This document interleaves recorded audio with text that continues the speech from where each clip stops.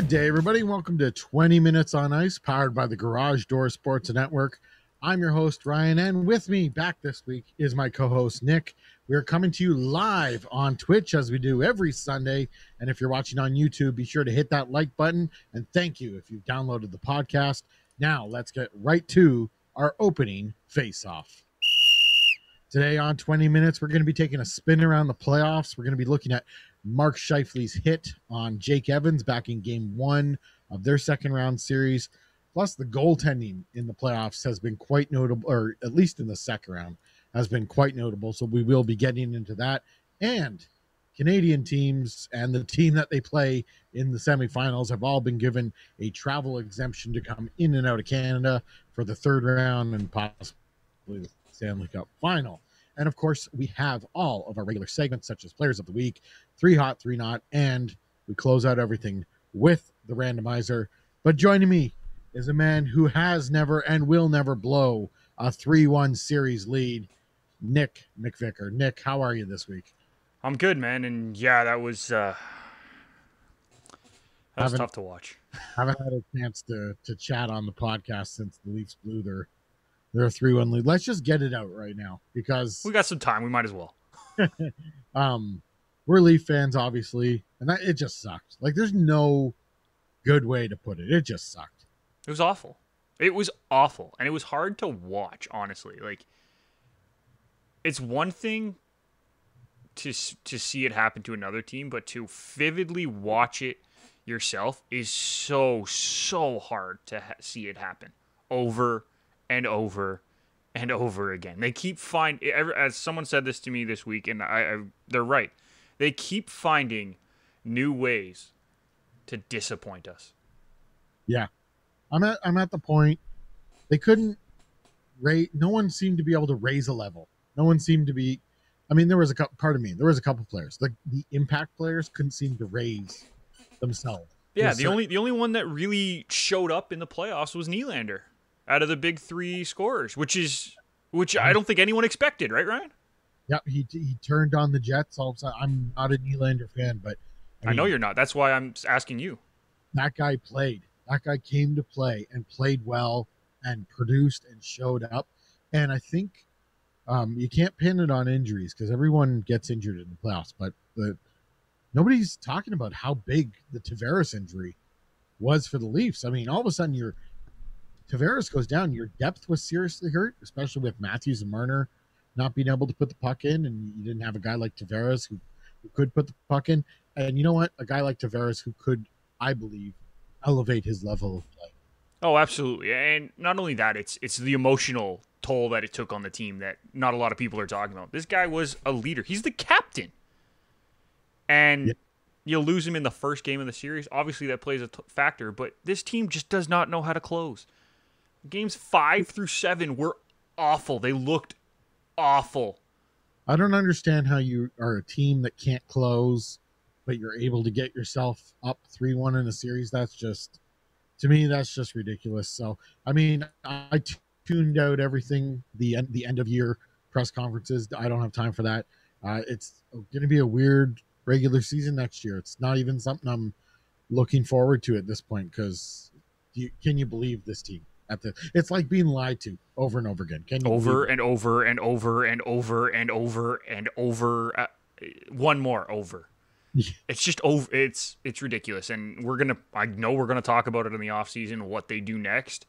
There are some huge question marks going in the offseason, but let's focus on what's happening now, Ryan, because they've been out for a week and looked awful doing it. And not everyone's a Leafs fan. But you know what? There is a lot of positive news going around the hockey world. I did want to make note. How about the OHL selection draft there?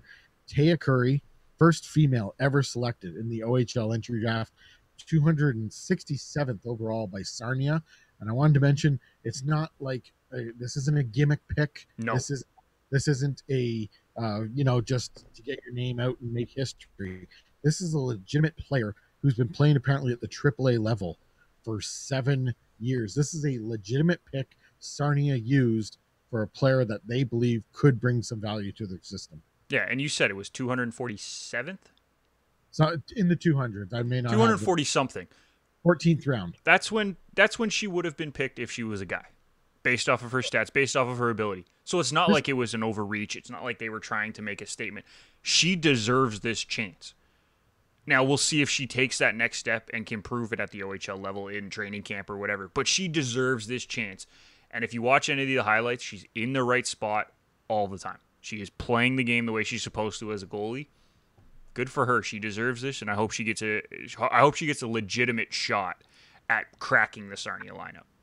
She also will have opportunities in the NCAA, apparently. That's come out as well. So good for her. I mean, it's going to take some time.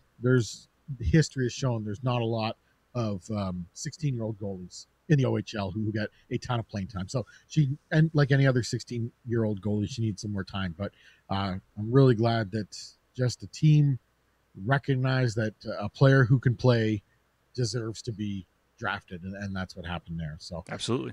On the international stage today, didn't even know Canada won the gold medal at the IIHF World Hockey Championships.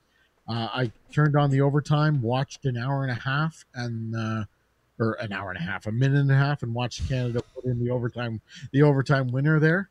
That would have been a long overtime, Ryan.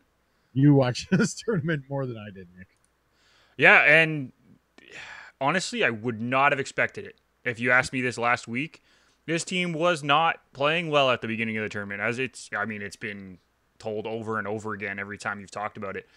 They were 0-3 to start the tournament. They lost 4 games in this tournament. Who'd they lose to? Like Latvia, Germany? They lost to Latvia. They lost to the States. Oh, and now you're going to put me on the spot, and I'm blanking.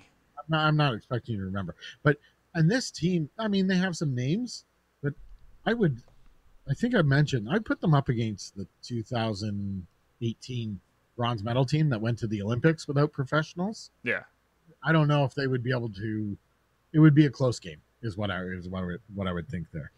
I mean, I think this team was better overall, personally, but they weren't playing well at the beginning of the tournament. Andrew Mangiapane came in after Calgary finished their season and was lights out on that top line. He looked phenomenal. And Connor Brown had a great tournament. He led the entire tournament in points. I mean, I think he had 14 points or something, and he had He was the tournament MVP as well. Yeah, he won MVP, I know, and he led the team in goals, even though he didn't play the full 10 games. It was just kind of crazy. Like, I didn't think they were going to make it this far, but when they started rolling, it's like, we could see a very good tournament just because Kemper and Hill both kind of figured it out in net behind the team, and that's all you can ask for. They're not unlike the Canadians right now, who are just rolling, and all the pieces are fitting in. The Montreal Canadiens. Exactly. The other Canadians. The other Canadians. The Canadians with an A. Sticking on the international front, it was officially announced. We knew that the Women's World Championship would be played this year. We knew that it would be played in Canada. It was made official. So from August 20th to the 31st, the Women's World Championship will be played in Calgary. So I don't think they're at the Saddle Dome. They're at the training facility, aren't they, for Canada's? I cannot say off the top of my head, so I'm not going to pretend I know the answer to that question, Ryan.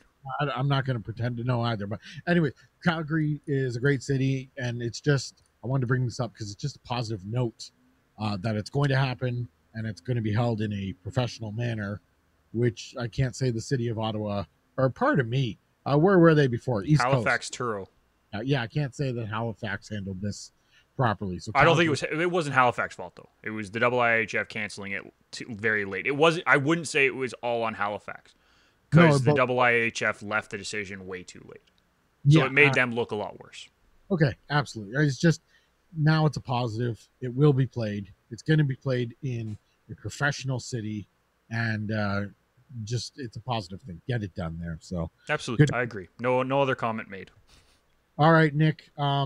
It's time for our final Barks and Hubie watch. Very much a feeling of the final day of school. Pack up your lockers because this is our final Barks and Hubie watch of the season. I didn't do one last week when you weren't here. I saved this for you. I appreciate that. I really do. It means a lot. I appreciate you giving me the opportunity to close this out after all this time, Ryan.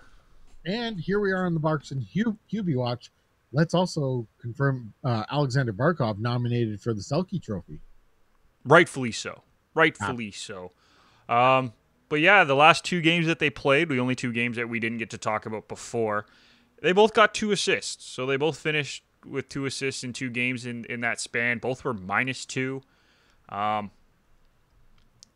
But they just still played really well in that Tampa series. If you watch those games, those guys did not look like they were getting beat very often. I know they were a -2, but it didn't really feel like that if you ask me. I don't know about you, Ryan. They were like that all season. Right? It didn't feel like they were -2, though. Like, it felt like they were still the leaders of that team. Unfortunate that they came up against Tampa in the first round. That's really the answer. I wanted to say Huberdeau was just a beast in the first round. Not unlike McKinnon. McKinnon's a dynamic player because of speed. But Huberdeau has the same strength and determination going to the net that McKinnon has. And he showed it in the Tampa Bay series. So, I mean, we started this segment because I said Huberdeau. Dumb comment. It's not a dumb comment. I still sort of stick by it. I think I would take Huberdeau over Barkov if it was a fantasy draft situation for my team. But, I mean, watching Barkov all season opened up my eyes to just what a good offensive player he is. And we'll see if he sticks in Florida as well. He's a superstar in his own right. He's a superstar. Yeah, absolutely. And they're 1-2 or 1-1A or 1A, 1B in Florida. They are right there, and Florida needs to do what they can to keep Barkov. He may not be interested in sticking around. We'll see. I think he does. I think he loves that team. I think he loves where they've kind of gone, and I hope he stays there because I think they're building something really good in Florida right now. All right, so that was our Barks and Hubie watch for this season. We might do 2 new players next season. We'll see what happens. We might have to write Bedard watch, right? Wipe the tears away. Maybe we can get them to sign our yearbooks and what have you. I can't wait. Kids still do that? Is that like a hard copy of a yearbook? Is that still a thing? You're younger than me. Okay. My high school had hard copies of every year. Yeah, well, maybe it would be like a digital download now, and everyone. My brother had all hard copies all his years. He's younger than me, so I'm assuming they still have hard copies. If they don't, that kind of seems weird because it's hard to sign a digital copy the same way. No, everyone wants a selfie. Nobody wants an autograph anymore. No, but the big thing with the yearbook is that you get the chance to like find where your picture is that you want to sign, right? And then sign it a specific way, and you use your writing, right? And people can never forget that. Like I actually looked back at mine recently, and I'm like, oh crap! Like I forgot that I got these people to sign my yearbook. Like the people I remember, but still. I never signed my picture. It was all about everyone was signing about the inside and the back inside covers. Well, you got the option. You could sign your picture. You could sign a picture of you later, if like you were on the varsity team or something with if the person who gave you the. If the person who gave you the thing, the only reason that you knew them was because you played on the same team, like you could sign that picture, or you could sign the specific signature pages. Like there was options. Wow, no! If I ever, not that I played on any school sports team, but if I signed that, that's a bit of a douchey move at my school. Well, no, it's just because you knew that's the only reason that you knew that person, right? Like I can understand.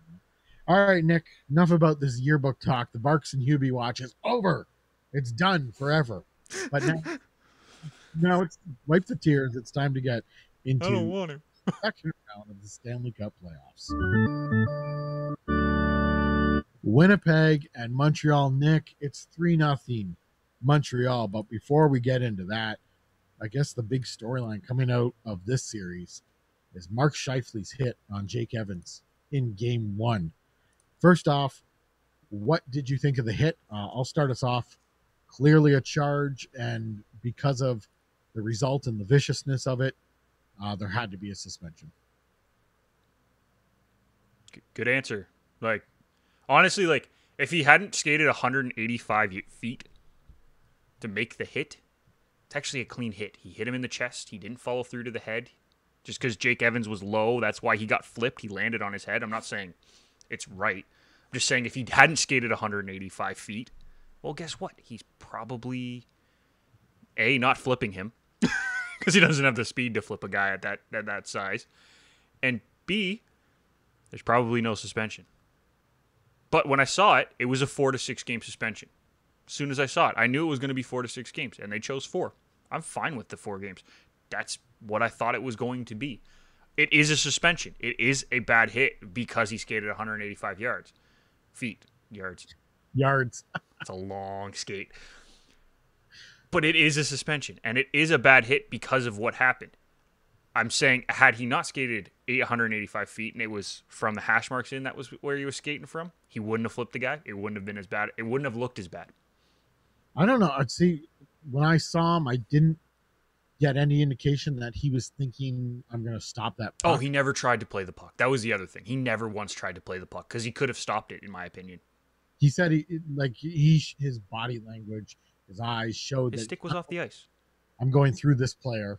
And I mean, it's not in the rule book, but all year, and even the era of hockey that we're in, you don't see those hits anymore because everyone is trying to do their best.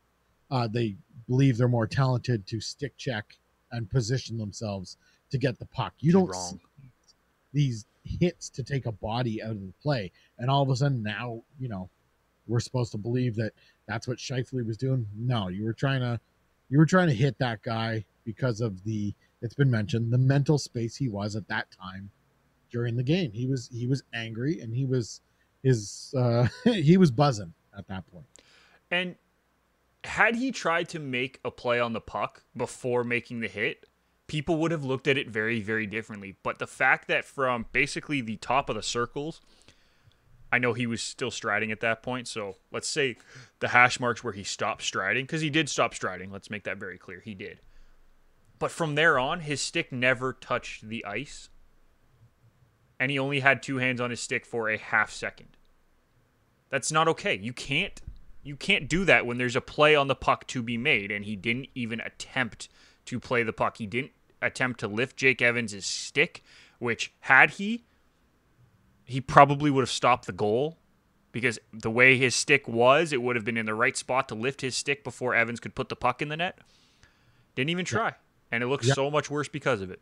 And you're good. I said 4 or 5 games. I said 4 to 6 off of original watch, and I think that was fair. Yeah, and there's no arguing that. I mean, if it was regular season. If it was regular season, I probably. So, okay, here's my thing. I don't care what type of game it is. I think it's a 4 to 6 game hit regardless. Don't care if it's more valuable in the playoffs. It's 4 to 6 games.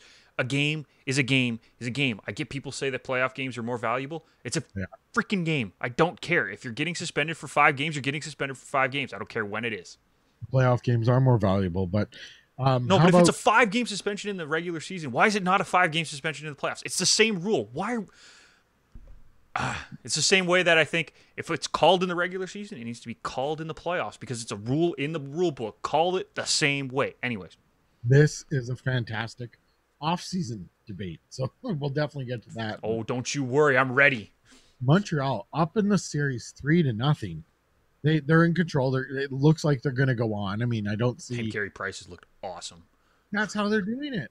Like, it's Carey Price. But, I mean, it's not just Carey Price to me. It's a team that can't score, and Toronto can take a severe lesson from watching this. It's a team that understands you put in the defensive effort, you can get it done. I mean, and I'm not saying Toronto needed to be a shutdown team, and I don't want to talk about Toronto anymore. But are you sure? Montreal just knows, don't give the other team an opportunity to put 3 goals behind your goaltender, and you have an incredible chance to win. That is all. Like, if you want to simplify it, that's all Montreal's doing at this point, and it's just so simple and effective.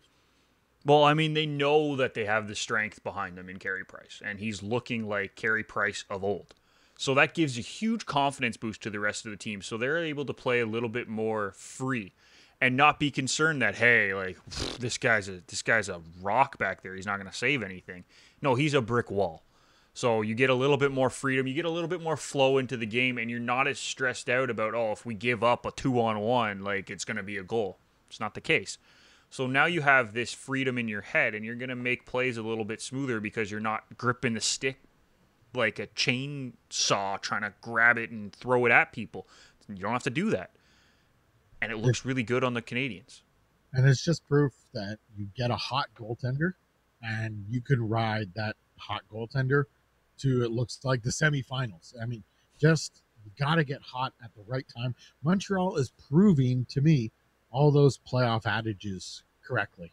You just play defense, Play your game. Smart, yeah, play your game, play smart, hot goaltending, and you can go far. 100%. I agree with you, Ryan. And the big thing for me is that they're all kind of coming together and playing the same system. They're not worried about who's going out. They play all 4 lines. They just roll the 4 lines because they don't really have a super top line and they don't really have a super bottom 4th line, right? Like they have 4 second or third lines. It's like they have 19 guys pulling a tractor trailer on a rope, like one of those strongman competitions. Yeah. And they don't care. It doesn't matter who's pulling the most. It doesn't matter who's the strongest. As long as 19 guys are on that rope pulling, that's what the Montreal Canadiens are doing. And you compare that to the Leafs, and it looked like in that first round series, there was, 6 guys pulling? There wasn't yet. Right, like Campbell, Nylander, Spezza, they were all playing.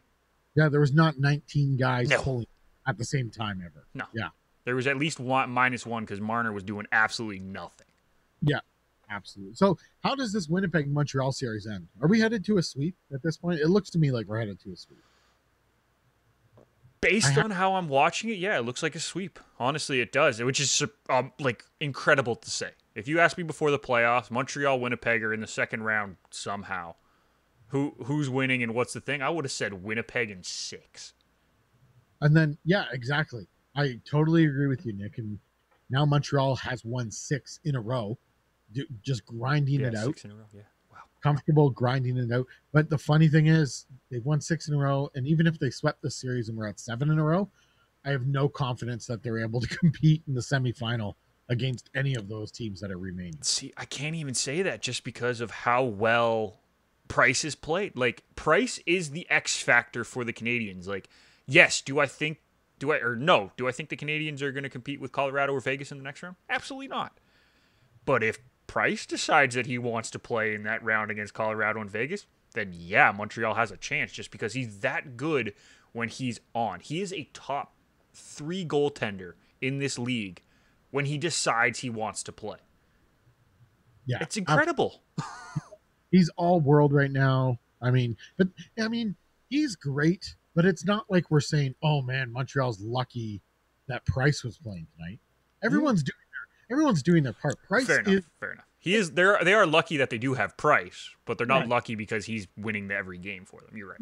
He's the centerpiece, and it's built around him, but everyone's fitting in as they're supposed to right now. So fair enough. That's fantastic. But on a side note, it would be great if Colorado went through and had to play Montreal in the semis and just destroyed them. Québécois. Yeah, it'd be like an old Nordique Montreal series. But we're going to get into the other second round series when we come back. Hey guys, it's producer Jake here from Betting House, the Garage Door Sports Network's ultimate degenerate gambling podcast. Catch our episodes weekly on Apple, Spotify, and Google as we bring you banter, laughter, and of course picks for all sorts of games throughout the week. Give us a follow on our socials at BettingHousePod, where you can catch all our bets each week, as well as some bonus content. Remember to always gamble responsibly. Let's get rich.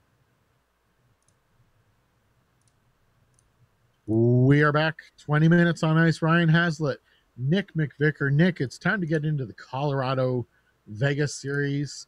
The headline for me in this series is just the talent of these teams back and forth. The sub headline is Nazem Kadri's suspension upheld, the 8-game suspension upheld by Gary Bettman. And for me, was there really any alternative to that? And I'll tell you why I say that. And it goes back to the Tom Wilson New York Rangers incident, where the Rangers put out the statement questioning George Peros and his ability to do the job. And the NHL, Bettman driven, releases a statement that says, we fully believe in this guy. Now, if Bettman does anything but upholds that 8-game suspension, people start questioning what he just said. Like, he put his neck out there, so now he has to go and prove it. I just didn't see any other result with the Kadri appeal there. Also, why would he overturn it? Like, it was an 8-game suspensionable offense. Like, there's no question to me that it should have been 8 games. I thought it was going to get 10. Well, yeah, I'm not arguing the amount. I mean, Kadri's a dum dum.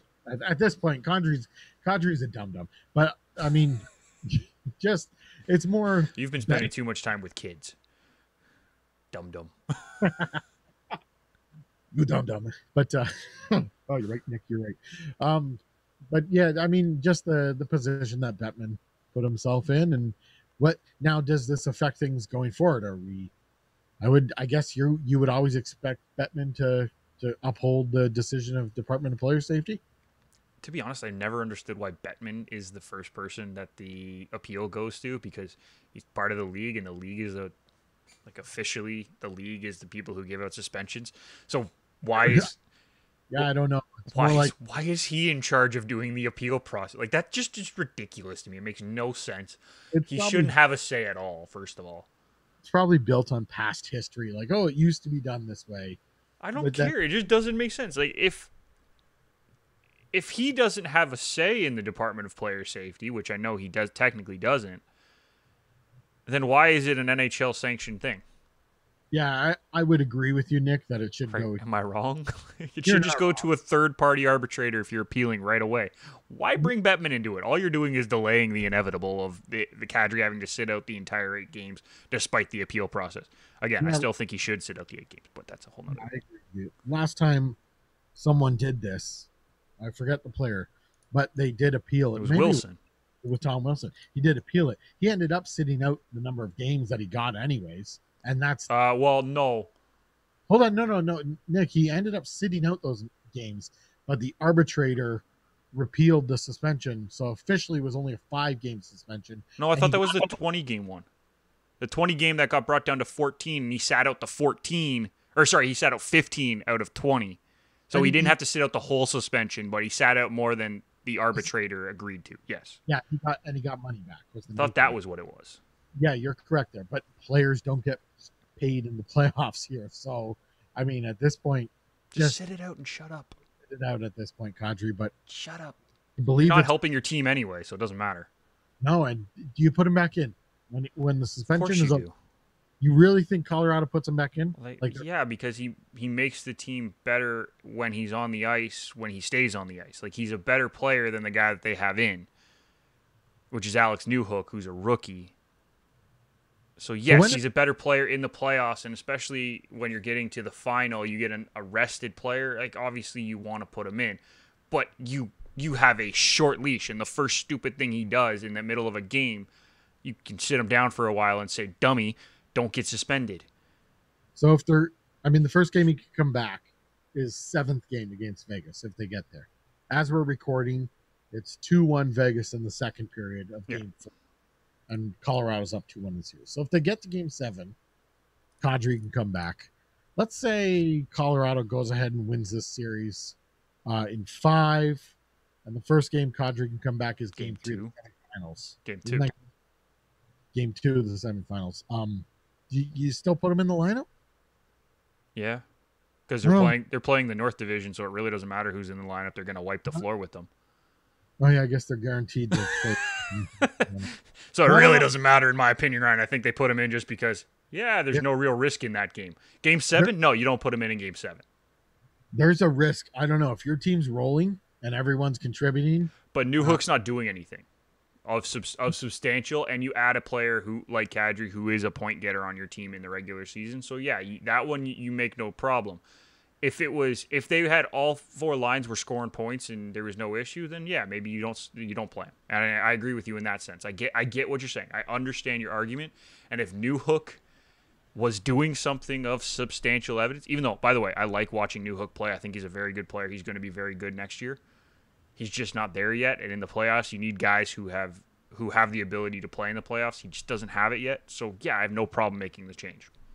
And we mentioned it, but this Vegas Colorado series, the play has been unbelievable. This feels like a championship series, and it's in the second round. You would like to see this kind of series in the semifinal or final, but this is the structure. You can't say, oh man, I wish I could have had that later. But this Well, is we the can say that. It just doesn't mean anything. It means nothing. This is the structure of the playoffs, and this is what we get.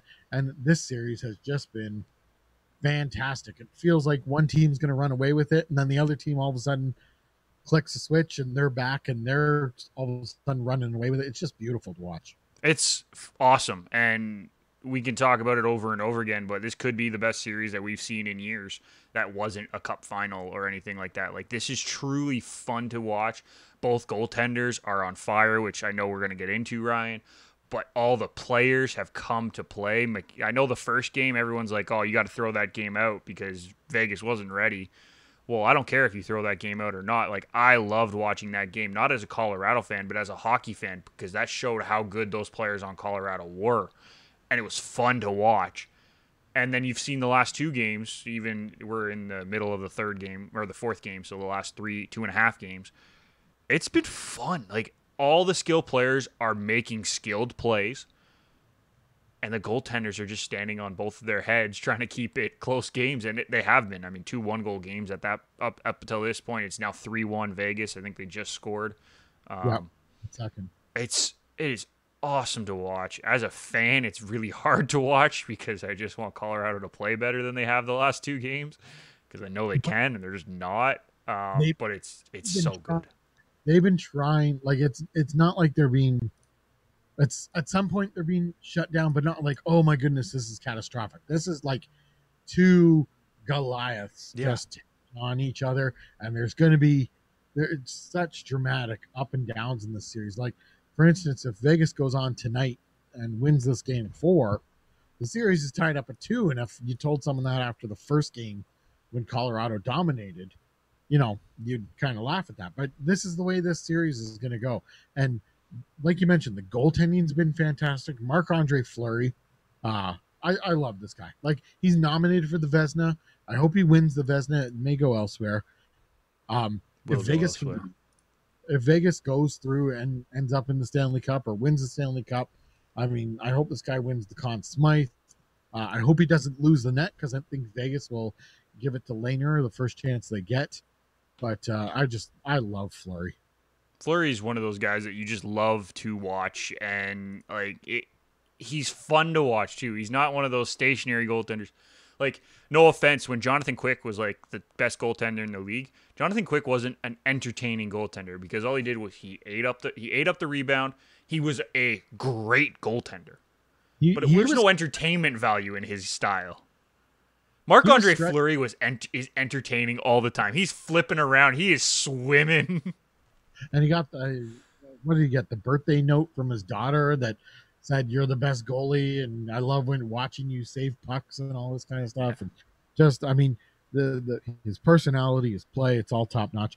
How about Philip Grubauer? Fits the Colorado style, the identity, absolutely perfect. Just, it's not happening this series, but they keep the shots on net quiet to the outside.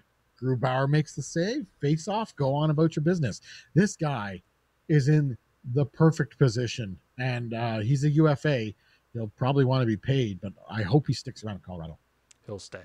He'll stay just because of how much success this team has and how young they are. He's good. If he signs with them, he has a chance to be on a cup contending team for the next 2-3 years easily, in my opinion. Just because they are so young. A lot of the guys are under contract. I know there's a few that come off. Makar, Landeskog are obviously the big names that are coming off of contract this year. But they also have cap room. And they have so many young prospects that we don't really talk about because they're not there yet. Like, Connor Timmins is playing, but he's not playing as much as he could play, and the ability that he has, he could be a huge player. Alex Newhook, like I said, he's going to come into the team next year and be a huge player. I think Kadri probably gets moved in the offseason. There's so many options to open up some cap space, and they're still going to be a top team next year. Like, it's so crazy to say that right now, but they look ready to go on a few long cup runs over the next few years. So if you're Grubauer, maybe you take a bit of a hometown discount just to help out the cap situation. Not much. I'm not saying like he takes like a $2 million discount. I'm talking like a $500,000. But look at McKinnon. He takes less, and he said it so that he can beat. he took less because he struggled his first 2 years. He also takes there's quotes. There is He did quote. no, I know he took less, but he took less because A, he was asked to, and B, his second and third year, not his first two, I apologize. His second and third year after his rookie year weren't as good as his rookie year, so they weren't sure what they were getting. So he took a hometown discount, yes. But he deserves every dollar that he's going to make on the next one. It's hard to say for me to sit here and say, hey, a player should take less, because I totally understand taking care and wanting to set up family members for as long as you possibly can is the most important thing. So that, and I'm telling you right now, as a family man, it beats any Stanley Cup with any teammate any day. So absolutely, that's why you take max contract. But any player that does take less so that the team can bring in more quality players to win, I think you'll be proven time and time again that actually works. I'm not saying any players will do it, but that actually works. So yeah, absolutely, we saw it in Boston. Don't forget that. Like Marchand and Bergeron are both on team-friendly deals, right? And they were cup contenders for how long? When the Penguins won back to back, Crosby was making 8.7, not the highest paid player in the league. So, I mean, that's a superstition, but also at the same time, that guy's taking a haircut. So, a haircut, yeah. We'll see if Grubauer does take the discount, or he may want to get paid for the reasons I laid out. There are two other second round series that we will be getting to, but first, let's take a break. Let's loosen up the vocal cords, grab a drink of water, change your underpants, whatever you got to do. We'll be coming right back with 20 minutes on ice.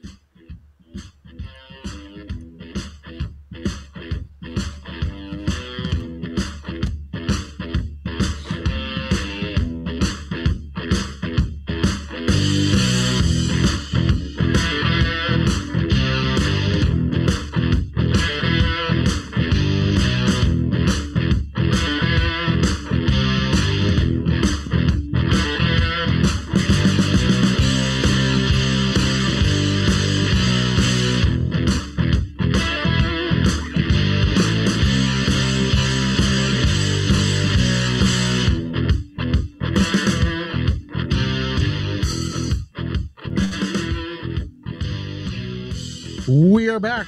20 minutes on ice. Ryan Hazlitt, Nick McVicker. We are going through the second round playoff series and their headlines from each series.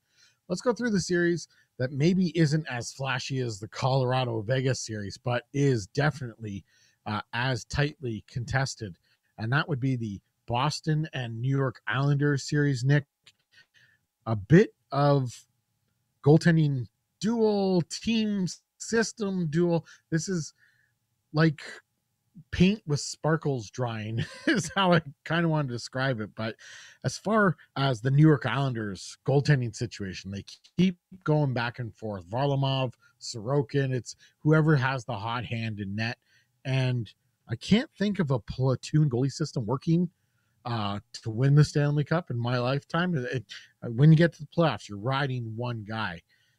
Can the Islanders do it with this platoon system this year? Absolutely, they can. It's always good when you turn the mic on after the break. No need.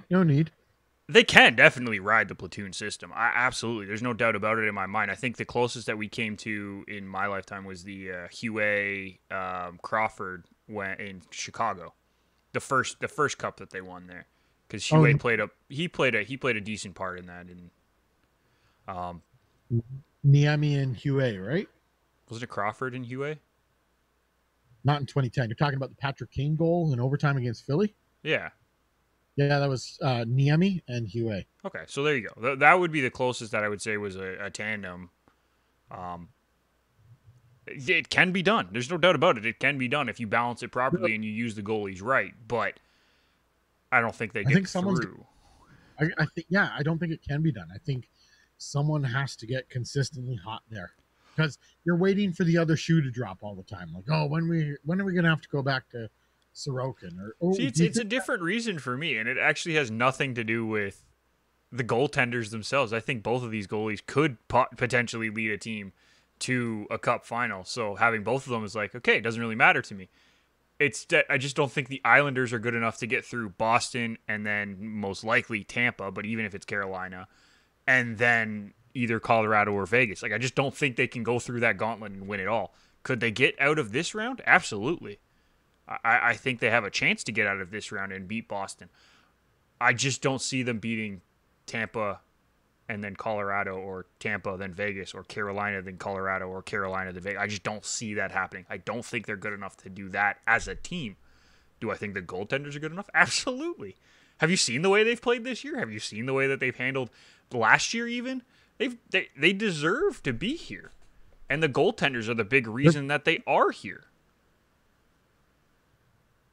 I can see that, but it's involved in their team play. It's part of their team system of shutting things down. They're not looking for Carey Price. New York Islanders are not looking for a guy like Carey Price. They need a good goaltender, but they know that their style of play is what is going to shut down the other team. So I'm not quite convinced that a platoon can do the job here, because if you think about it, okay, you're going with Varlamov, and then Varlamov's got to come out for a reason. There's a reason why you took him out and went with Sorokin, and then Sorokin fails at 4 games later.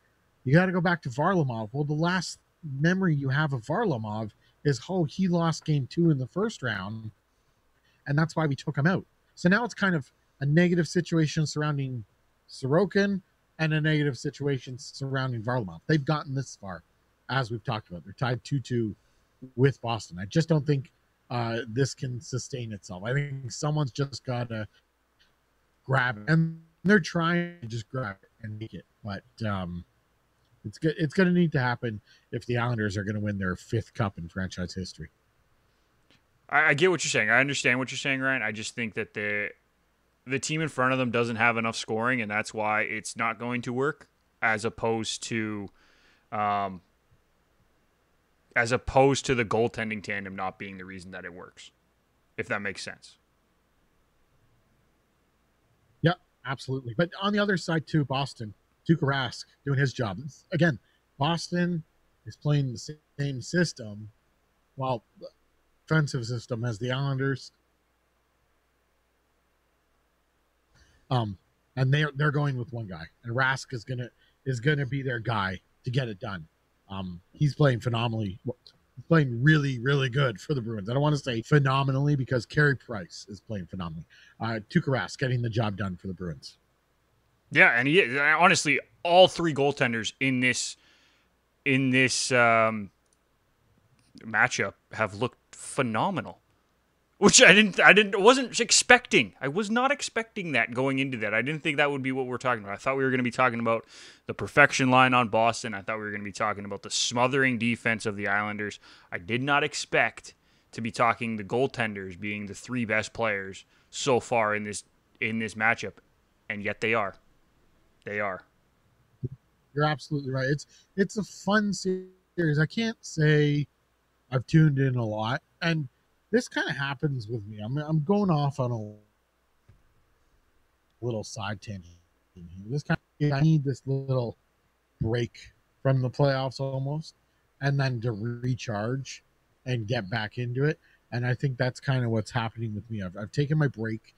I've watched bits of games here and there since the Leafs were eliminated, but now it's time to get back into the playoffs, and I'm really interested in this Colorado Vegas series. I want to be more interested in this Boston Islanders series, but there's it's also boring. the Carolina Tampa Bay. You find the Carolina Tampa Bay series boring? No. I find the Boston Islanders series boring. Oh, I find the Boston Islanders series unbelievably boring. And that's why I can't get into it. And I agree with you that I love watching the Colorado-Vegas one because it's so much fun because everyone's playing so well. And don't get me wrong, I think the Boston and New York teams are both playing really well, but it's just boring to watch. There's no reason for me to want to watch it right now. So I'm a weirdo. I love defensive hockey. I'm a defenseman in beer league. I enjoy teams shutting down other teams and how they're going to do that, and then trying to watch teams break through that. So Maybe I should tune into the Bruins and Islanders series more because that might be my style. Carolina and Tampa Bay. Tampa Bay up in this series right now, 3-1. The next game goes on Tuesday, June the 8th. Has a chance to close it out and hit the semifinals. Might be the first team to do so. We'll see. But if Carolina wants a chance in this series, we've been talking about goaltending, a bit of a theme for this episode, but Nedeljkovic is going to have to be all world for the next 3 games. And I don't know, would they start Mrazek in game 5? I would hope not. Like, go back to Nedeljkovic for the exact same reasons that I've talked about why a platoon system doesn't work.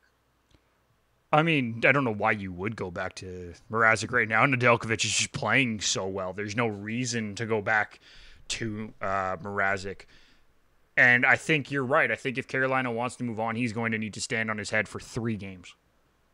And Carolina's going to need to score like they've never scored before, because he is the reason that they are even at this point by the looks of it.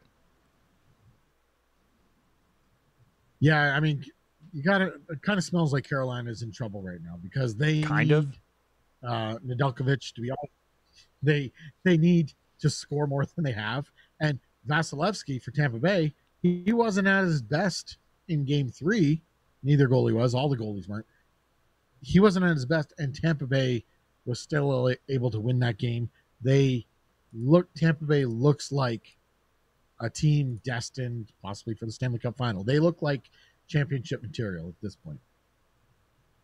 Yeah, they do. They look like the best team in that division. They look like the best team on that side of the bracket by a far margin, in my opinion. They look unbelievably good. And they look like they're just waiting to get to the final to see which team from the West they play. Like, is that just me? It just looks like that. Tampa Bay and our Toronto Maple Leafs are proving how the regular season doesn't matter for much. It's how your team is playing internally.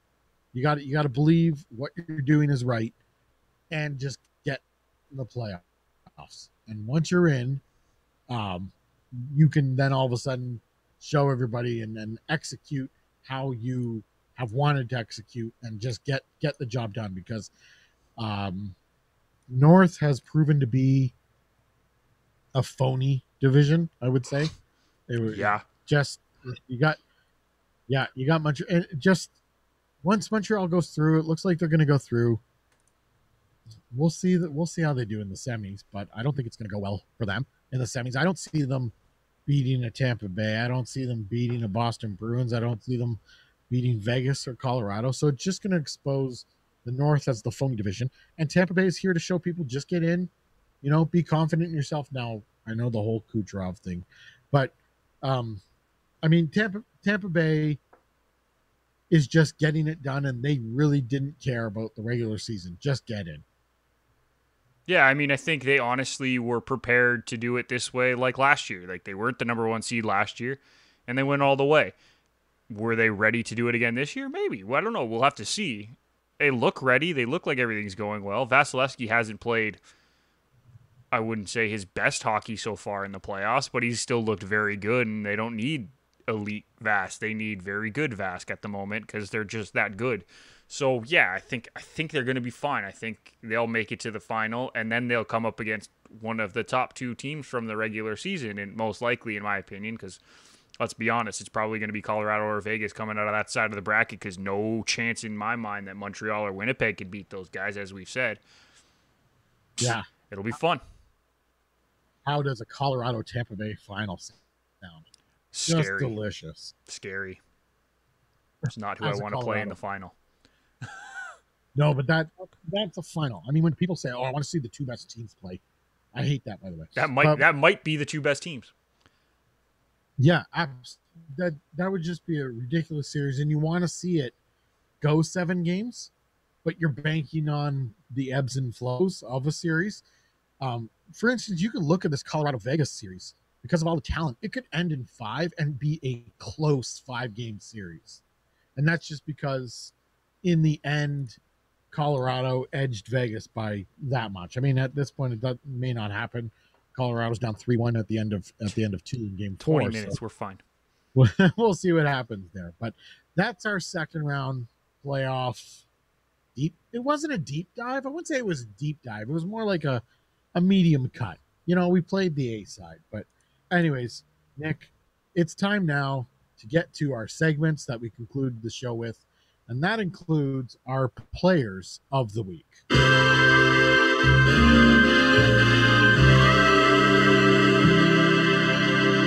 As players are getting eliminated, it's getting a little harder to do these player of the week bits. Yeah, no kidding.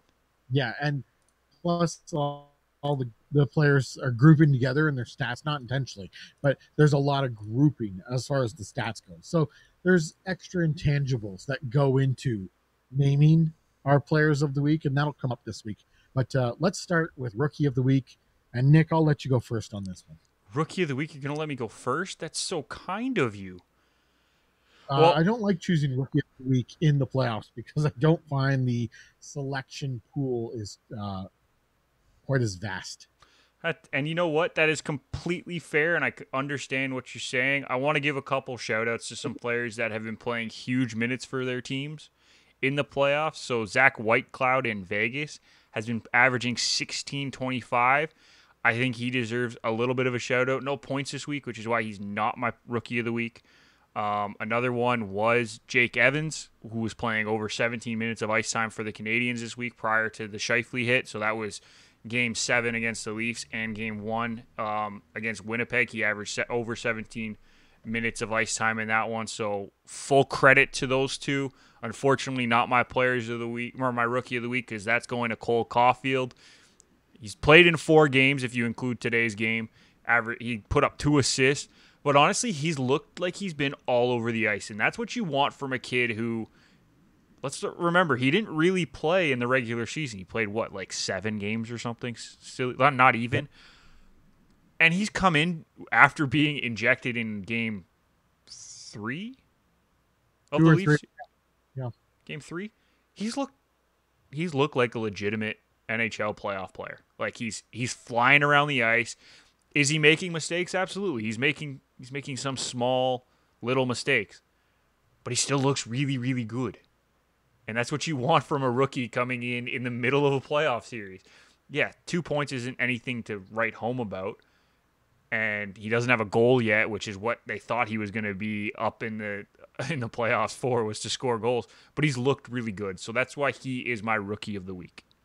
He's been a threat on the power play, which opens up other people. Yes. Like you're not going to ignore him on the power play and make it a 4-on-4. He's a threat when he's out there. So that is definitely bringing something to the team because it opens up all the other guys who are out there. And can we also say how good Nick Suzuki and Kasperi Kotkaniemi have looked, especially since Caulfield's been injected into the lineup? Like, he's making everyone else look better because he's taking focus away from them. How about Kotkaniemi? What a weird, not a weird player, but just interesting how 2 tough regular seasons, but 2 exceptional playoffs. I mean, you really can't wait for a player to perform. Like, you can't wait to get to the playoffs. But the Oilers used to have a guy like this, Esa Tikkanen, but he still contributed during the regular season. All of a sudden in the playoffs, he was like this huge piece of the pie there. But, well, Kotkaniemi was supposed to be a huge piece of the pie, and he hasn't really put it together in a regular season yet, but he's looked really good. It kind of looked really good last playoffs when Montreal won in their play-in round and then played decently well their second round, but ended up losing. And he's done it again this year. Like, I actually think he's going to be a huge piece for this Canadiens team moving forward. He just needs to figure it out in the regular season, which is usually the opposite. Usually players figure it out in the regular season and can't figure it out in the playoffs, a la Mitch Marner. Mitch Marner, I was just going to say, guy can't. He's the opposite. Kotkaniemi has figured out how to play playoff hockey. Just needs to figure out regular season hockey, which, I mean, if that's the worst thing that they say about you, yeah. I don't think the Canadiens will really care that much if they can get him to the playoffs. My Rookie of the Week is Alex Nedeljkovic, goaltender for the Carolina Hurricanes. And can we also say that I'm very proud of you, Ryan. You're now saying his name right consistently. I'm very proud of you. Nedeljkovic. Yeah, I'm very proud of you. No problem. I try. I'm trying. I'm proud of you.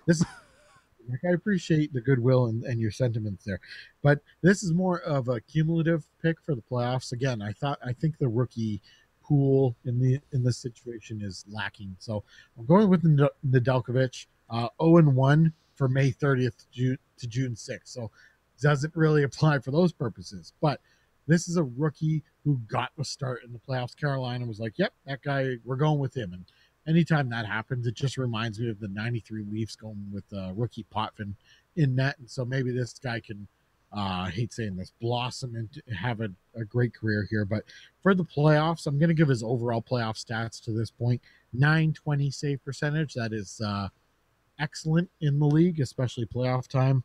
218 goals against average. Now that's helped a bit by a lot of overtime, extra overtime in the Nashville series, and he has a shutout. So those are the reasons why he is my rookie of the week. I'm just want to acknowledge his achievements in the playoffs this week. And you know what? I mean, I know he didn't have the greatest of games. Like, his save percentage wasn't great this week. But the guy still had the third best goals against average in the entire week of all the goaltenders. Like, he still played really, really well. He lost the game. It sucks, but he's still playing really well, and he deserves credit. So, yeah, I'm fully on board with that one, Ryan. Perfect. All right, goalie of the week, no-brainer for me, Carey Price. I mean, whatever I say, you already know. We've already discussed. So I'm just going to go down the stat line here and just give you the goods. 4-0 this week. 5 goals against, I believe he had a shutout. 956 save percentage. 125 goals against average. He's the main reason why Montreal beat Toronto. He's the main reason why Montreal is going to beat Winnipeg. It's not the only reason, but just Carey Price, goalie of the week. Yep. It's a great call, and it's hard to argue that, so I'm not going to argue that. He's looked great. He's exactly what Montreal needed. Good for him, and I think my answer to the goalie of the week is still a pretty good one. I think Semyon Varlamov has looked phenomenal for the Islanders, and he's a big reason why they're tied in that series 2-2. Because he's got 2 wins this week in 3 games that he's played in. He's given up 6 goals, so he's a 181 goals against average. He's a 946 save percentage, Ryan. 946 is a great number to have as a goaltender. Phenomenal, yep. And he's also played the second most minutes out of any goaltender this week behind Carey Price. There you go. Who played an extra game. There you go. Great choices there. I mean, and we talked about, so maybe the Islanders just need to ride Varlamov, but they switch goaltenders at the first sign of trouble. Player of the week, Nick, you lead us off here, and I'm actually surprised you didn't go with the guy I'm going to choose, but who's your choice for player of the week? So it's so hard in the playoffs, Ryan. You said it, as players group up because they're playing on the same line and doing really well. So for my player of the week, I'm actually going with a duo from the Lightning, and it's Steven Stamkos and Nikita Kucherov. And the reason that you can't really separate them is because they have the same number of goals, the same number of assists, the same number of points, the same plus minus, the same number of power play points, the same number of even strength points. Like, you can't separate these two except for their shooting percentage, because Steven Stamkos only took 4 shots and he scored 2 goals. Whereas Kucherov took 14 shots because he's the trigger guy on the power play. Like, Kucherov somehow has played more minutes too. A phenomenal power play in Tampa Bay. I'll get into it. I'm doing 3 hot this week, so I'll get into that. Hint, hint, nudge, nudge. Just a phenomenal power play in Tampa Bay. One of the rare instances where a team is getting through the playoffs because of how dynamic their power play is. It's beyond good. It's beyond great. It's beyond excellent. It's a weapon at this. They are so dangerous on the power play. Yeah, and it shows. And these two have been so good. Both of Stamkos' goals have come on the power play. One of Kucherov's goals was an even strength goal. They're just looking so solid. They're leading the league in points this week, tied with Eric Stahl from Montreal. No, yeah. Carolina. Eric Stahl, Montreal. Eric Stahl's Montreal, right? Yeah. Which one's in Carolina then? Jordan Stahl's in Carolina. There's too many Stahl brothers, all right? Give me a break. You're going back in time. My player of the week from the Colorado Avalanche, Cale Makar. Again, I think it's easy to forget how young this guy is. And the fact, I think he's only in his second full season. It's his third playoffs because he Yes. came in for his first playoffs and was ridiculous. It's his third playoff, second full season. So it's easy to forget how young he is and maybe how inexperienced he is, but that's because his stats don't show it. He had 6 points, 5 of those were assists, 3 were even strength points. This is in 3 games, and he also put in 1 on the power play. And then he's putting up these huge numbers, and Colorado puts him out for an average of 25-45 each game. So that's just nearly 26 minutes. Mike Babcock put it this way one time: 26 minutes of good decision making. Like, they don't just throw him out and hope for the best, or hey, we're going to get some points.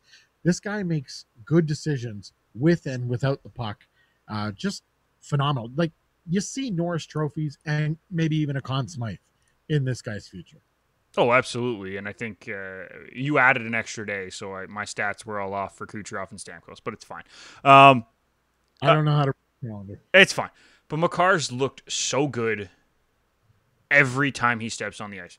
He was a point per game player this year in the regular season as a defenseman in his second season, Ryan. This guy is so good. And the crazy thing is if you watch him play, he might be the smoothest skater out of everybody, and he's 22. 22 years old. He's not afraid to do things with the puck either. I mean, takes chances, but he knows his skill, and he's got the courage to execute. I would say other teams are more scared of him.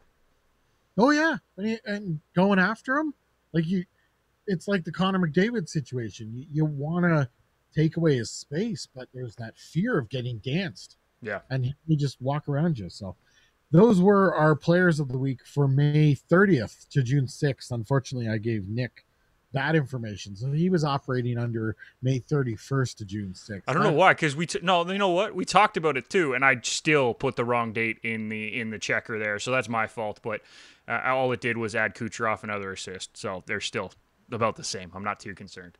This is why you don't down a 6-pack during show prep. All right, Nick, it's time to get to 3 hot, 3 not.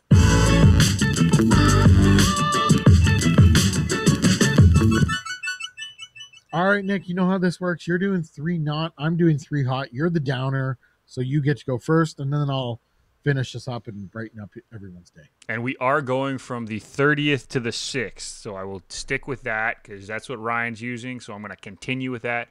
My number 3 team this week is ironically Colorado, and not because I think they've necessarily played bad in comparison to other teams. It's because they've played bad in comparison to themselves. And if you take out the game on the 30th, which is what I was originally looking at, but even if you include that, it's not great. After the 30th game, they were 1-1, giving up 2.5 goals a game, and that's how many they were scoring, so that's fine. I'm not too concerned about that. Their penalty kill percentage was down to 80%, and they were getting outshot 42 to 22.5 per game in those 2 games. That tells me that Colorado is not playing their game, and they're getting outshot in the game today as well. I want to point that out. Sure, you add in the game on the 30th, and those numbers change a bit, but it's still not good. They were still getting outshot 36.5 to 27. Like, that's not good enough for them. Now, positives for Colorado, their power play is just stupid good at the moment, operating at a 38.5% clip in that time frame from the 30th onward. And their penalty kills was operating at an 85.7% across those 3 games. So the power play on that third game, Ryan, was good.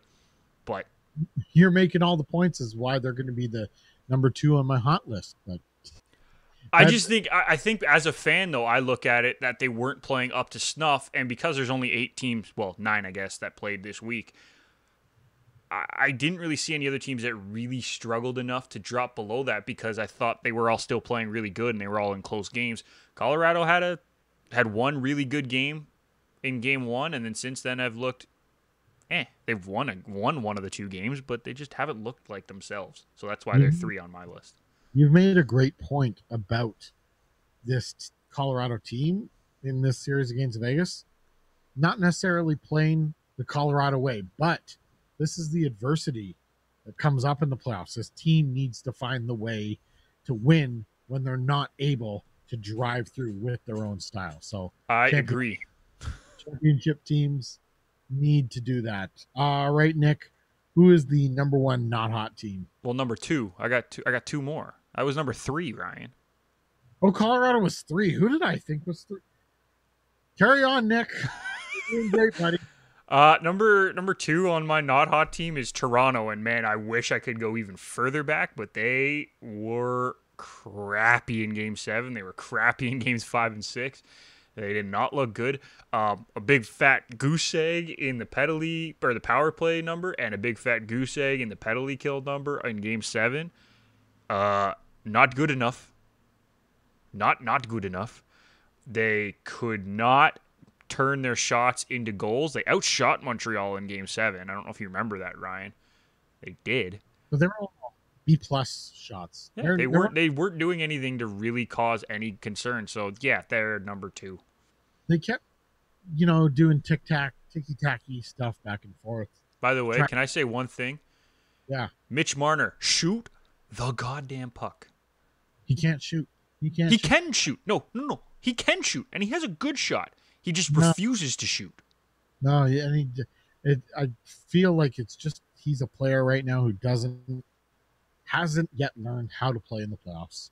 And he did. Other than his Memorial Cup run, I don't think he's been a good playoff player even in junior. I think he only has one playoff goal. What they say on the broadcast in 18 games. No, he has no playoff goals in his last 18 playoff games. Don't forget, the Leafs have played like 36 games in the playoffs since Marner came onto the team. I don't know if you realize that. Yeah, and they're all first round, games. Yeah. I think last goal he scored in the playoffs wasn't even 5-on-5. It was a penalty shot goal against Boston, if my memory serves me correctly. I could not tell you on that one, so I will plead the 5th. I don't even want to talk about Toronto anymore. We're wasting everyone's time by doing this every year. So let's move on to your next team. All right, so my number 1 team is the other North team that's playing Montreal, and it's Winnipeg, because since they started playing Montreal, guess what? Winnipeg looks lost. Other than Hellebuck, I give Hellebuck full credit because I think he's played very well in this series despite giving up the goals that he has. They're not really his fault, in my opinion. Most of them are deflections or like rebounds that no one's clearing. That first goal today, I don't know if you were watching, I'm sure you were, but the first goal today, Montreal had 5 shots from inside the crease and not a single Winnipeg stick tried to knock the puck out of the way. They're lost. They're averaging 0% on the power play. They have an 80% penalty kill for a Canadiens team that has no real power play. Let's be honest. They're not a great power play team, but they're scoring at a 20% clip against the Jets. They're getting outshot by 1 shot a game. Like, there's just nothing that looks good for Winnipeg right now. And now they're down 0-3 and on the brink of elimination on the road. Yeah, and I didn't realize they play tomorrow night, Monday night. So, by the time someone's listening to this, Winnipeg could be on the way home. So bye, Jets. Bye. Where is maybe Montreal does this to teams with the way they play, but where is the desire to fight for your life? And I feel like we saw it with Scheifele. That was the problem. Yeah, and it was kind of like similar, I guess, to the Tavares injury with Toronto. It just takes so much wind out of your sail to lose that player, and maybe that's what Winnipeg's feeling right now. But all right, let's brighten things up here with the 3 hot list. And for me, my number 3 team is the Tampa Bay Lightning. We've been talking about it all through the podcast.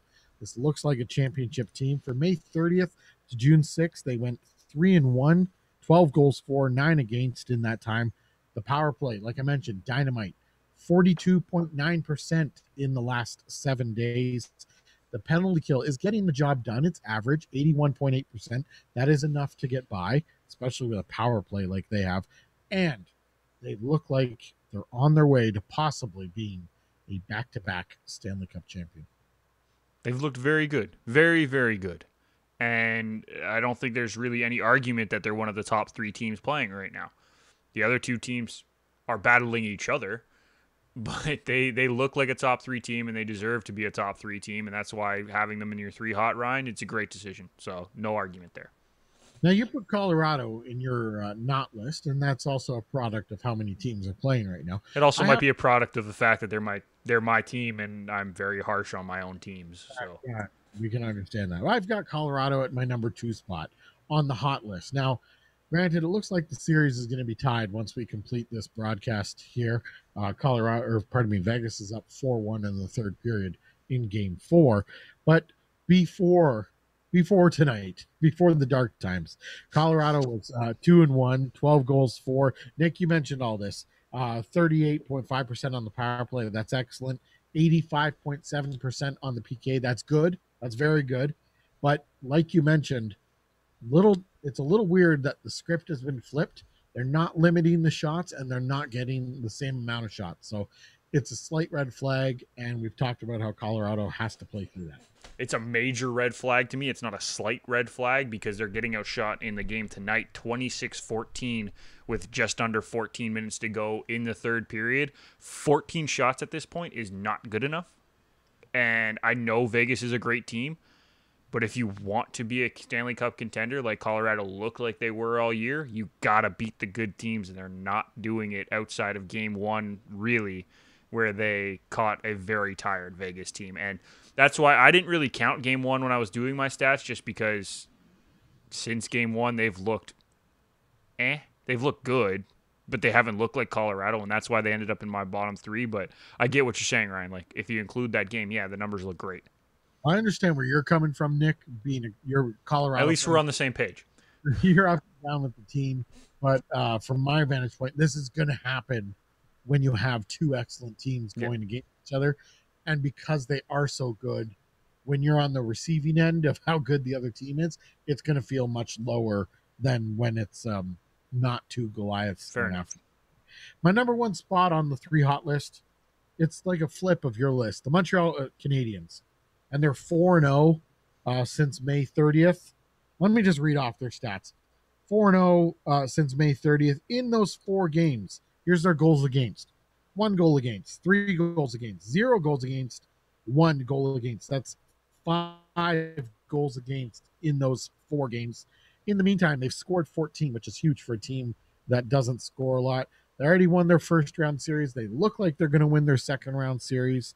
They've gone 3 for 11 on the power play. That's 27%. That'll get the job done. 9 for 9 on the penalty kill in those 4 games. That'll more than get the job done. And they've scored 3 shorthanded goals during the playoffs. Montreal has every reason to be the number 1 hot team this week. Absolutely. And we've talked about it all show, and I'm not going to really add a whole lot on. They are number 1 this week, and rightfully so. Perfect. Nick, you ready to fire up the randomizer to see what we're playing to end the show tonight? Absolutely. Let's do it, my man. Here we go.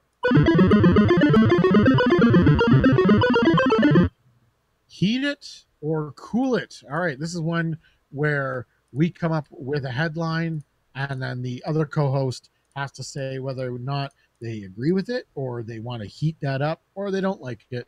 They want to cool it down. Nick, I'm going to lead us off. And my headline is based on the World Championships that ended today. Canada played Finland, won in overtime. I did not realize the overtime was going to be continuous 3-on-3 action. So based on that, based on how 3-on-3 overtime is played now, my headline is NHL institutes shot clock in 3-on-3 overtime. Heated or No, never, ever, ever, ever, ever, ever, ever, ever, ever. You don't want it, or you don't like it, or you don't think it'll ever happen? I don't think it'll ever happen. First of all, because the NHL only uses 3-on-3 overtime in the regular season, and it's only a 5-minute period anyway. So it really doesn't matter. It does. It does. Why does it matter, though? Because it's only 5 minutes. It's not like it's a 20-minute period continuous overtime. Because if you really peel back the layers of overtime, what it's becoming is this possession situation. I understand what it's becoming, Ryan. I'm not arguing that. So much time of the teams setting up, and it's like a couple quick attacks, get the puck, regroup, and change players. And I think it's lost a lot of the excitement that it used to have when people went in naively. So there's a lot to think about, and this is actually a Brian Burke idea, but a 30-second shot clock in overtime. It pushes the play forward, and if the shot clock goes off, you lose possession. I'm not talking about a face-off. I'm talking about you lose possession. How do you institute that? How? I said there's more to think about. This is heat it or cool it. This isn't rewrite the rule book. Cool it. Cool it. I'm leaving it at that. All right. Nick's not playing this game. No, you have to play this game. You better have a headline too, because it's heat it or cool it. No, I just meant that. I'm not having this argument anymore. It's cool it, and we're leaving it at that. You not only cool it, you froze it. It's frozen. It's so frozen that not even Captain America will come out of the ice. All right. Marvel content on this podcast. I'm disgusted. Stick to pop Star culture, actually. All right, Nick, what's your headline for heated or cool it? All right, Ryan. Well, I am going with a goalie tandem question for you, Mister. You do not like goalie tandems. Would you prefer to have heat it for Varlamov and Sorokin? As they've had, or pick a goalie tandem in the NHL right now that's really good. But let's go with Varlamov Sorokin. Or would you prefer to have an inconsistent goalie like maybe a Mike Smith who can get hot, right? He can get hot. I love Mike Smith. I would like to say that, but he's inconsistent. We have to admit that in the playoffs. You like Mike Smith because he looks like you? No, that is not why. I like Mike Smith because he has a personality. Yeah, that matches yours exactly. It's kind of weird. Anyways, I would do. This is a great question, Nick. I really got to think about this. So heat it for the tandem, cool it for one goalie that's inconsistent. I think you're more likely to go farther. I'm going to heat it because you're more likely to go farther with the tandem. I don't believe in either situation winning a championship, but I got to play the odds here, and I think the odds say I'm going to win more games with a tandem rather than forcing Mike Smith down everyone's throats, and he could lose you 4 games. Whereas if you have the platoon system, someone can come in and stop the bleeding. Now, I've mentioned it earlier in this podcast. Over 4 series, I don't think someone can come in enough and stop the bleeding. So I don't think it wins you a cup, but I'm playing the odds here, and I'm taking your tandem just because I'm going to get more wins out of the tandem, and I think I'm going to get more losses out of an inconsistent Mike Smith, an inconsistent Mike Smith. No, not liking that. Nick's not liking. All right, Nick, what would you go for? I'm turning your own situation against you. I like the tandem, but I like the tandem when we were talking about it earlier, and that's why I wanted to pose the question to you, because I didn't realize how much against the tandem you kind of were. I'm not saying you're against the tandem. I'm just saying how much you are against the tandem in comparison to having the one goaltender. So I figured it would be a good question for you, but I'm all for the tandem. I'm heating it up too. Yeah, it's just because I haven't seen the tandem do it yet. And that I get what you're saying 100%, but we haven't really seen a tandem on a team that has been that good. Like, think about the best teams that we've seen over the last few years. They always have a number one goalie as opposed to a tandem on a very good team. So this might be the first time we've seen a tandem on a very good team consistently with the Islanders. So yeah, we'll see how it goes. And there is the horn that brings an end to this 20 Minutes on Ice. Be sure to subscribe to the show. And if you're watching on YouTube, be sure to hit that like button. That helps us out. Hit subscribe, hit the bell notification icon. You can follow me on Twitter at Ryan_H16. Follow Nick on Twitter at Nick McVicker, and follow the show on Twitter and Instagram at 20 Minutes on Ice. Be sure to head on over to GarageDoorSports.com. Find us and all the other network shows under the shows tab. We will be back next week live right here on Twitch, as we are every Sunday at 9:30 p.m. Eastern. Until then, thank you for listening. Goodbye, everybody.